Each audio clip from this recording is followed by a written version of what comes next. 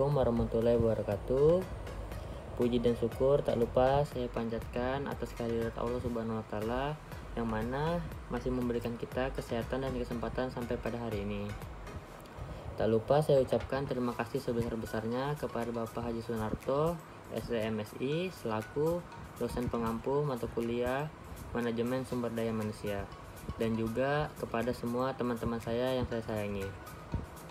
Adapun saya ingin mempresentasikan rangkuman materi dari pertemuan pertama sampai pertemuan akhir sebagai tugas untuk ujian akhir semester. Yang pertama, pengertian SDM.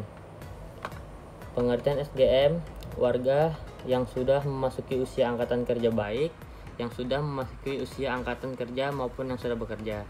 Sedangkan pengertian SDM secara mikro adalah orang yang bekerja dan menjadi anggota suatu perusahaan atau institusi yang disebut sebagai karyawan, pegawai buruh, pekerja tenaga kerja, dan sebagainya.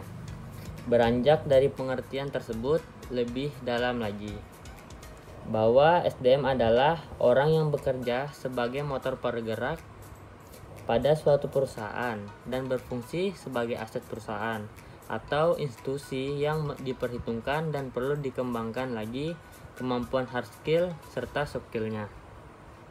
SDM yang terdiri dari daya pikir dan fisik inilah yang menjadi roda pergerak sebuah organisasi, baik institusi maupun perusahaan, yang perlu dikembangkan lagi skillnya sehingga tercipta sumber daya manusia yang kompeten. Sumber daya yang berkualitas dipadu dengan peralatan canggih merupakan kombinasi kesuksesan setiap organisasi. Sumber daya manusia sendiri adalah dapat dilihat dari dua aspek, yaitu SDM dari segi kualitas dan kuantitas. Kualitas SDM terkait dengan angka, yaitu sebagai banyak SDM yang tersedia untuk berkontribusi,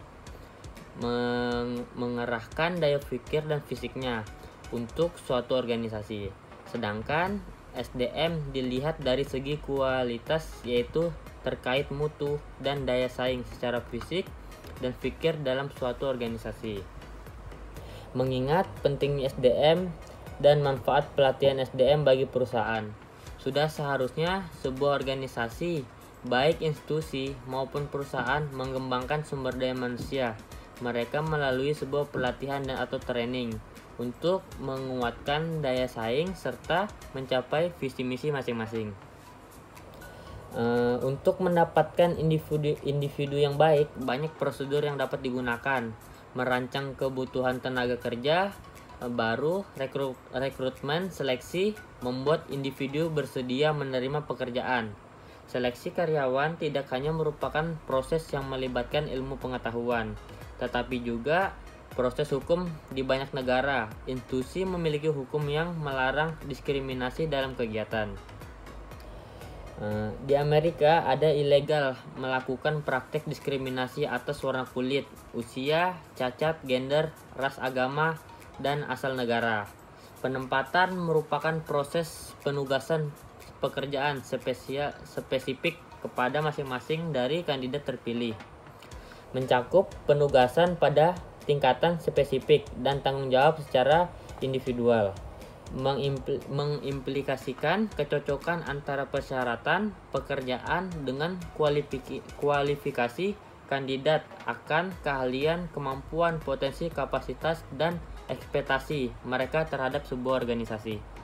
Makna penempatan meningkatkan moral pekerja, membantu dalam mengurangi turnover pekerja, membantu dalam mengurangi absentisme, membantu mengurangi tingkat konflik, menghindari ketidakcocokan antara kandidat dan pekerjaan.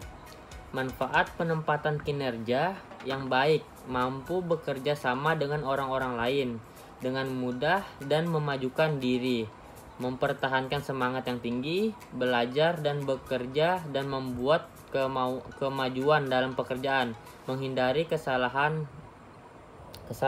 tertentu. Metode seleksi. Ada beberapa metode seleksi dalam suatu organisasi. Seleksi karyawan dalam banyak organisasi, keputusan seorang diterima untuk bekerja adalah tanggung jawab seorang manajer. Semuanya tergantung kepada manajer untuk menentukan tipe individu dan yang dibutuhkan untuk mengisi lowongan pekerjaan yang kosong tersebut. Dua fungsi di setiap organisasi yang terpenting adalah merekrut dan menseleksi karyawan. Kesehatan dan kesejahteraan sebuah organisasi adalah ketersediaan karyawan baru. Karyawan harus dipekerjakan untuk mengisi posisi yang baru, dikembangkan, dan untuk menggantikan karyawan yang telah mengundurkan diri, dan mendapatkan karyawan baru adalah suatu yang mahal dan sulit untuk mendapatkannya. Apa sih pengertian dari kepuasan kerja? Saya akan menjelaskan sedikit pengertian tentang kepuasan kerja. Untuk kepuasan kerja adalah suatu sikap seorang karyawan terhadap pekerjaannya. Seorang karyawan dengan tingkat kepuasan kerja tinggi mempunyai sikap yang positif terhadap suatu pekerjaannya. Karena pentingnya kepuasan kerja ini dalam pembinaan karyawan, kepuasan kerja sebagai sikap seorang karyawan terhadap pekerjaannya dengan tingkat kepuasan yang tinggi, mempunyai pandangan yang positif terhadap pekerjaannya.